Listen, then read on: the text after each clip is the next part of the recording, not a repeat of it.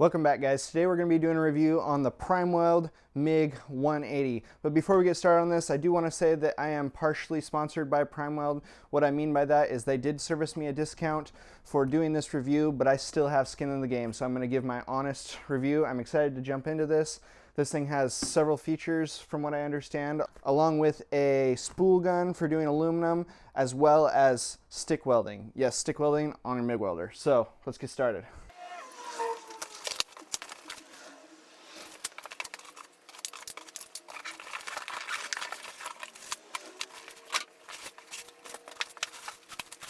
Okay, now that we have everything pulled out of the box, we're just going to kind of go over everything and show you the features that it has and what it came with. So first off, out of the box, we have our 110 to 220 converter, so you can run this pigtail and run it out of a standard wall outlet and or 220. Next, we have our MIG gun, and it looks to be about a 10-foot whip. It's hard, I haven't measured it honestly.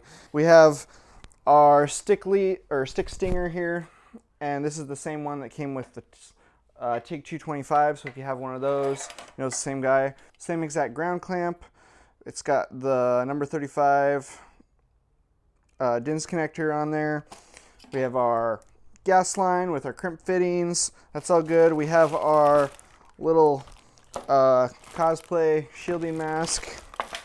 We have a very good manual. This thing goes through all the settings that you're ever going to need.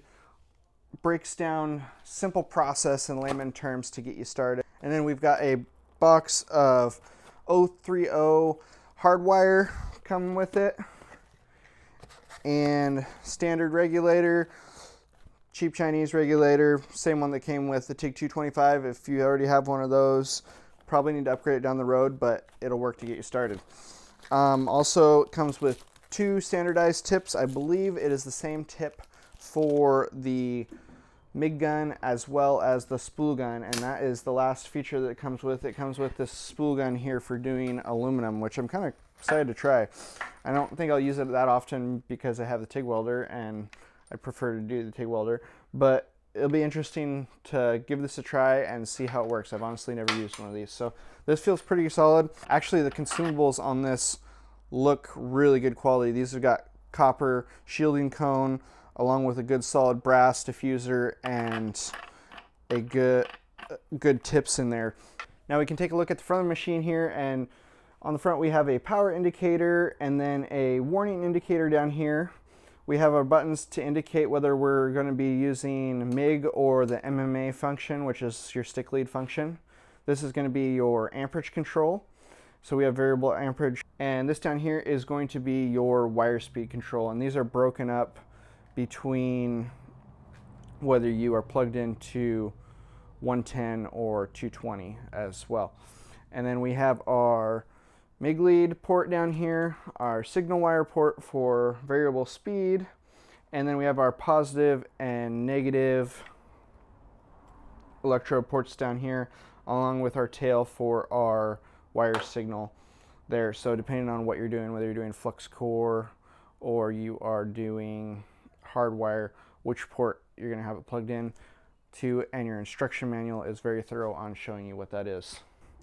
Now we'll move over to the side of the machine here and open her up and look inside, and looks fairly similar to most of your standard MIG welders. We got our spool rack here, and hopefully this looks like it will fit the larger 10-pound spools. So hopefully that's the case. We have an indicator switch right down in here to determine whether we're running MIG welder or the spool gun. And then we have our wire tensioner, and this actually feels pretty good quality to me. It's got a good heavy spring on it, and everything down in here is just pretty tight, which is not always the case with some of these lower dollar welders. Currently, the wire die that it comes with is for either 030 wire or 025 wire. The instruction manual shows one for a flux core wire and also 035, but I do not see it in here. So I'm going to have to see if that is something that we can get a hold of, because I would like to try to run some 035 on this machine. So stick with me here. We're going to put this thing together and run it through its courses and see how she does. Make sure to subscribe while you're watching, and we'll get this thing put together.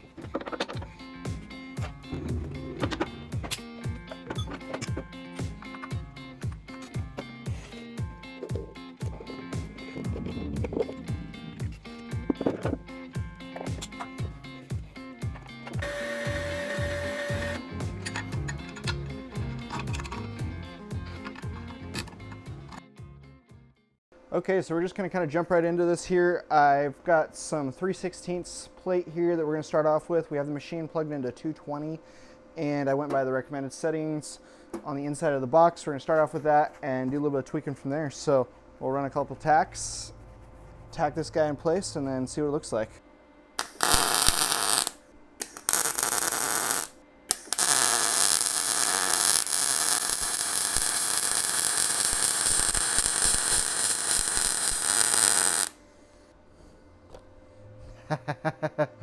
Not too shabby. So guys, this is the very first weld that I've ever done on this machine, I promise. And it's just a little bit cold, but take a look at this. You can see that my toes, like right in the center there, aren't as wet out, but yeah. This machine has more heat to put out even. Okay, so I went and got something with sleeves on so I don't burn my arms up so bad. And let's keep burning some metal and see what this thing looks like.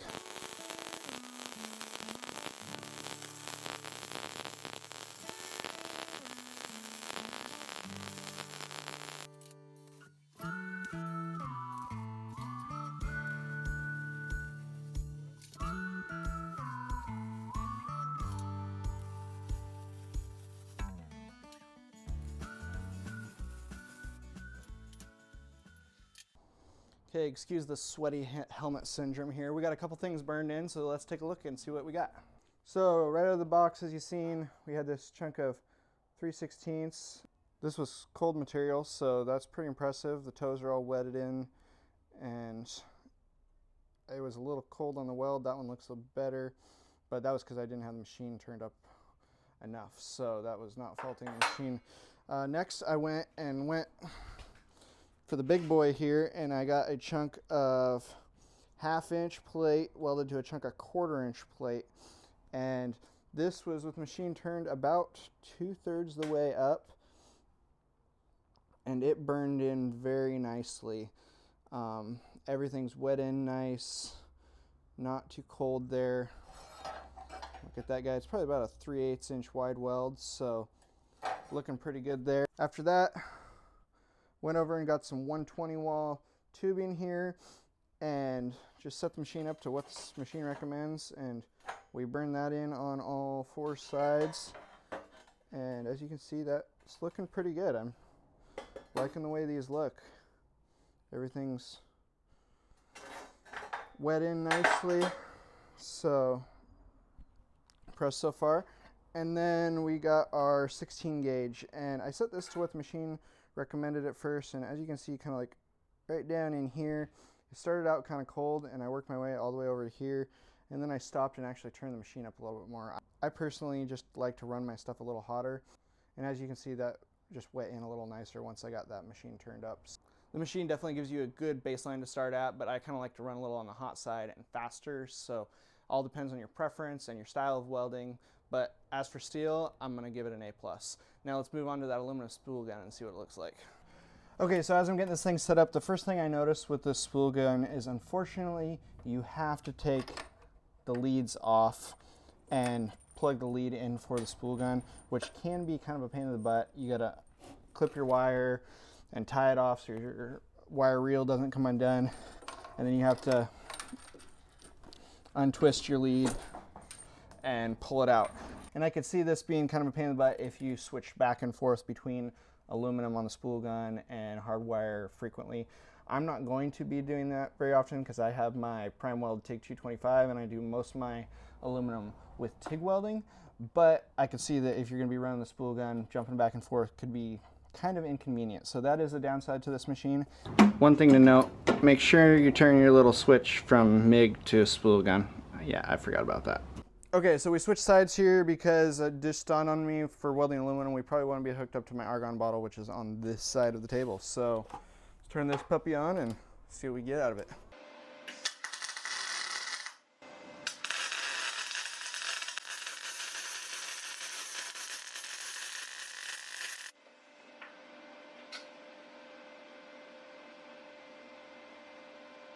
Not too bad. I've honestly never welded with a spool gun before, so I'm not sure what it looks like, but practice a little bit more and we'll show you what we come up with.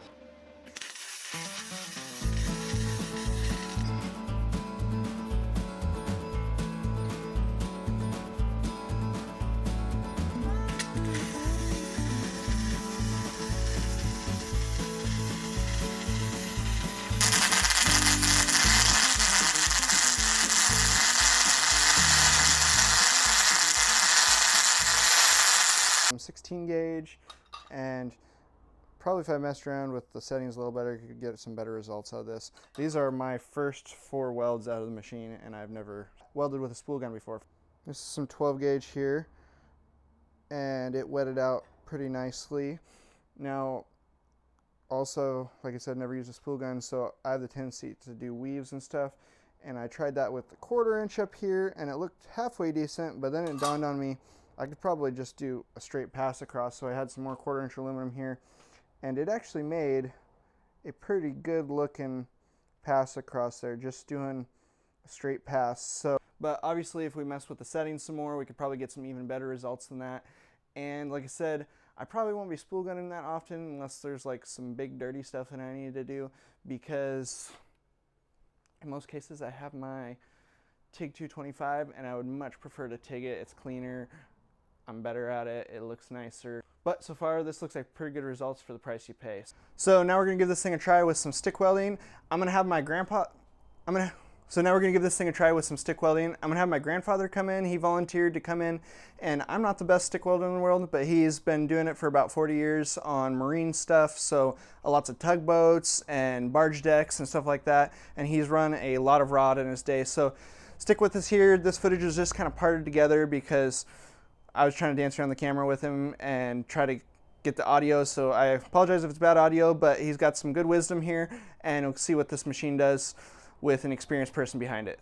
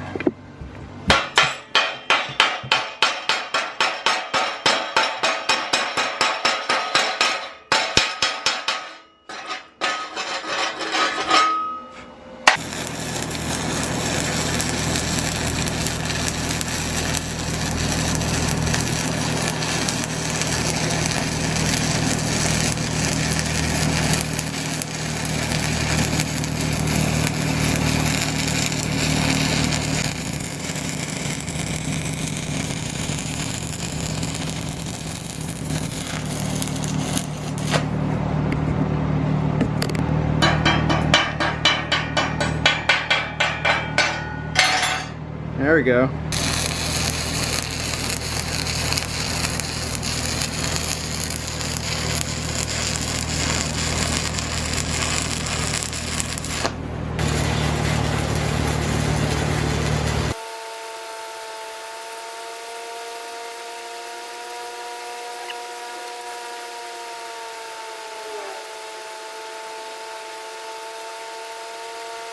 So what's your thoughts on it?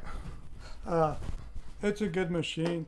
It doesn't have some of the qualities that a larger machine would have, you know, like starting a rod. A bigger machine will start a low hydrogen rod easier than a small machine will. Okay. This is real comparable with Palcom I got at home. Okay. As far as the rod. And the Palcom is I'll put it right alongside, you know, not alongside, but the bigger machine, a bigger, you know, like, and I'm not sure what your machine was. I'm talking about like the old DCs, the old DCs that was on the huge things that was on the military ships. You see, is you didn't have trouble starting the rod. Okay. When everything was cold. Now, you notice that whenever the metal was hot and the rod was hot, once you start a rod, well, it builds a coating on the end of it. Okay. That glass flex does, and you got to break through that glass flex no matter what, unless you got the high frequency. If you got high frequency, it'll go through it.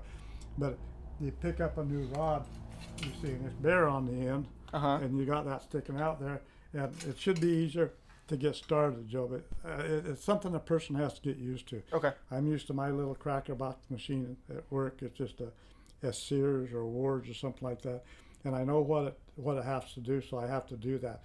And every machine is different. There's, you know, when I retired, we must have had 8 or 10 machines down there, and there wasn't one of them that was alike. One of my favorite machines, it was a 250 ACDC idle arc Miller. Okay. No, not Miller, but Lincoln. Okay. And that was the smoothest rod. You know, just like you could hear the splatter, a little bit of splattering like it's frying. That machine didn't make a fryer. Oh, really? It didn't make it. It just like you was melting butter you put on. It was probably the smoothest machine we had down there. You see. And after I left, I told the guy that took over from me, I said, they were going to these Palcoms because you pick them up and you take the machine onto the boat with you, see? And instead of having to drag leads all the way up there. That machine, you let me know, I'll buy it. I'll buy it from you. He said, they got rid of the machine, but I never got anything from it. But no, it does good. Cool. You know, once you get the heat built up, you know, and typically low high, a lot of things, they say low high, you're supposed to heat the area up before you start. Anyways. I don't know what degree it is. Okay. You're supposed to heat it up. Like us working on boats, it's hard to heat a boat up. Yeah. You know, there's a lot of mass there. Because you use your rod to do it with. You know, I'm not going to say like if you're using, you know, like a 532, you wouldn't go to 1/8. But if you went to 1/8 for your first rod, that gets it hotter in a hurry. Okay. We never did that. We just always had to mess with it and hope we didn't leave a flaw there that we have to come back and take out. You see, okay. You know? Cool. But it's a good little machine. Cool. It's a good little. The thing of it is, it's handy. Yeah. You can pick it up. You know, a lot of the machines I worked with, they were maybe. You had to have a forklift to move them. Right, 1,000 pounds. You see. Yeah. No, this weighs, I believe, 29 pounds. Yeah. Right. So it's less than 30 pounds, Yeah. and then to boot, you don't just have a stick stinger. It has the aluminum spool gun and a MIG stinger Right, too. yeah. So it's pretty versatile. Yeah, they're not even really warm. They're not warm. Yeah. So that's. Of course, I didn't really melt that much rod in a hurry. You know, if I'd have been working, it'd have been just one rod right after another. Okay. You know. Okay, so I just wanted to kind of run over the pros and cons that I've seen with this machine. First off, I really appreciate the price range that this machine lands in. Under $500 is very reasonable for a lot of people, and also within that price range, it has a lot of functions. It can do the hardwire MIG, it can do flux core, it can do the MIG spool gun, and a stick stinger. So it's almost a multi-process welder. It does not TIG weld, but I would almost call it a multi-process welder in its own way. First off, thing that I really appreciate about it is that it is a 110 and 220 machine, so it makes it more versatile. If you need to pack it somewhere and all you have is one town outlet, you can do that. But also, if you got that 220 outlet, you can turn that thing up and lay some heat into some material, and it's still a small, compact package. So I really appreciate that. I was able to burn in some 1/2" and 1/4" material with that MIG welder, and it laid in nicely and no high spots at all, and was plenty warm, plenty heat put into it. But with all that said, I am definitely happy with it. I am excited to have it in the shop. I definitely needed a good MIG welder, and I'm going to be using this thing quite a bit. Before you click off, I just want to let you know one of the things I'm going to try to do is I'm not going to put any monetization up till after my first 1,000 views. So that's going to make it even more important for you to hit that bell so you can get in on the first 1,000 views and not have to watch any commercials or any monetization. So make sure to subscribe, make sure to hit that like button, and go build something, guys.